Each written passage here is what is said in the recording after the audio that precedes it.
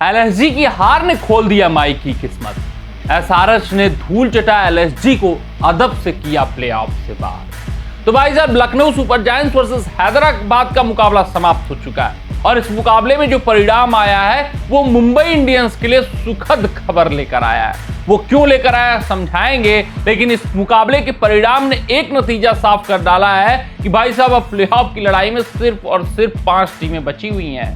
Bottom की जो 5 टीमें हैं वो डिस्क्वालीफाई हो चुकी हैं, यानी प्लेऑफ की रेस से बाहर हो चुकी है। हम बात कर रहे हैं हैदराबाद की, हम बात कर रहे हैं केकेआर की, हम बात कर रहे हैं सीएसके की, हम बात कर रहे हैं आरआर की।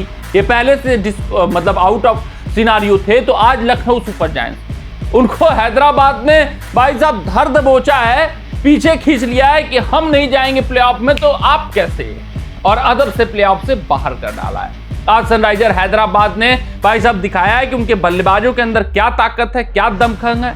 बिना ट्रेविस हेड के उन्होंने 205 रनों का लक्ष्य का पीछा कर डाला, बहुत ही सहजता के साथ पीछा कर डाला है। अभिषेक शर्मा की तूफानी पारी देखने को मिली।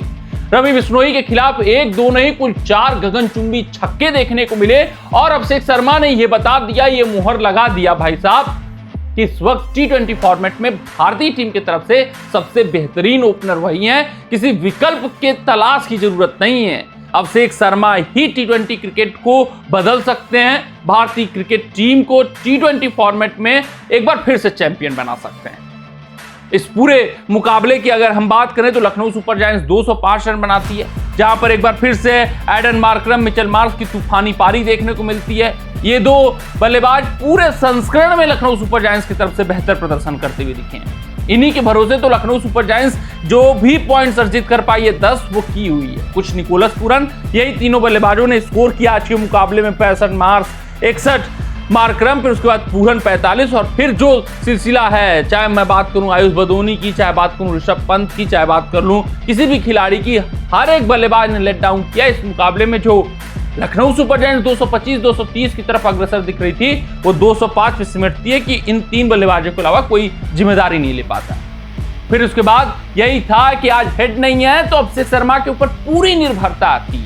अभिषेक शर्मा ने उस जिम्मेदारी को निभाया। आज के मुकाबलों में ताबड़तोड़ शुरुआत दिलाई, 59 रन बनाए 20 गेंदों पर। ईशान किशन 35 रन 28 गेंदों पर एक बार फिर से फ्लॉप साबित होते हुए दिखे। आप कहोगे यार 35 तो बनाया, लेकिन संघर्ष तो देखिए। शुरुआती पावर प्ले के ओवरों में 1 छक्का जो शुरुआत दिया था, 1 आध चौके अर्जित किए, फिर उसके बाद बल्लेबाजी इनकी बहुत निराशजनक रही है। ये 35 पे मत ध्यान दीजिए, इनका संघर्ष देखिए इस मुकाबले में, ये भी फ्लॉप हुए। क्लासेन ने आज जिम्मेदारी उठाई, 47 रन बनाए 28 गेंदों पर। कमेंडू मेंडिस ने 32 रन बनाए 21 गेंदों पर। मुकाबला समाप्त हुआ 18.2 ओवरों में। एसआरएच ने आसानी से अपने नाम कर लिया है। इस जीत के साथ हैदराबाद ने तो कुछ खास नहीं किया है, लेकिन एक काम किया है कि लखनऊ सुपर जायंट्स को प्लेऑफ की रेस से बाहर कर दिया है। वहीं मुंबई इंडियंस की किस्मत खुल गई है इस जीत की, अगर मैं बात करूं हैदराबाद के कारण। क्यों? क्योंकि अब लखनऊ सुपर जायंट्स को मात्र अब ये बाहर हो चुके हैं। मुंबई इंडियंस को बस 16 पॉइंटों तक पहुंचना है, यानी एक जीत, खासकर दिल्ली कैपिटल्स के खिलाफ एक जीत उनको पहुंचा सकती है प्लेऑफ में। एक जीत भी उनको प्लेऑफ में पहुंचा सकती है। सिर्फ और सिर्फ उनको यह सुनिश्चित करना होगा कि अगर वो दिल्ली कैपिटल्स के खिलाफ हारते हैं तो दिल्ली कैपिटल्स को एक हार झेलनी पड़ेगी। तो 16 पॉइंटों तक भी पहुंच सकती है अब मुंबई इंडियंस।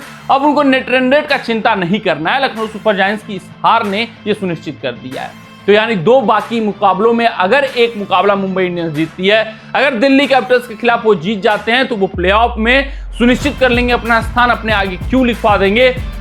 अगर ऐसा नहीं हो पाता है, पंजाब किंग्स को हराते हैं, दिल्ली से हारते हैं, तो ये उनको सुनिश्चित करना पड़ेगा कि भाई साहब दिल्ली एक मुकाबला 2 में से हारे ही हारे। तो मुंबई इंडियंस की किस्मत खुल चुकी है। अब उनको दोनों मुकाबले जीतना जरूरी नहीं है, मात्र एक मुकाबले की जीत उनको प्लेऑफ में पहुंचा देगी, अपने बूते पर पहुंचा देगी। कमेंट सेक्शन में कमेंट करके बताइएगा कि आपको क्या लगता है वो टॉप 4 टीमें कौन सी होने वाली है। लखनऊ सुपर जायंट्स का प्रदर्शन इस संस्करण में कैसा रहा और हैदराबाद की टीम के ऊपर क्या ही कुछ चर्चा किया जाए। मिलते हैं अगले रिपोर्ट में, तब तक आप अपना ध्यान दें, सुरक्षित रहें, स्वस्थ रहें, मस्त रहें। जय हिंद, जय भारत।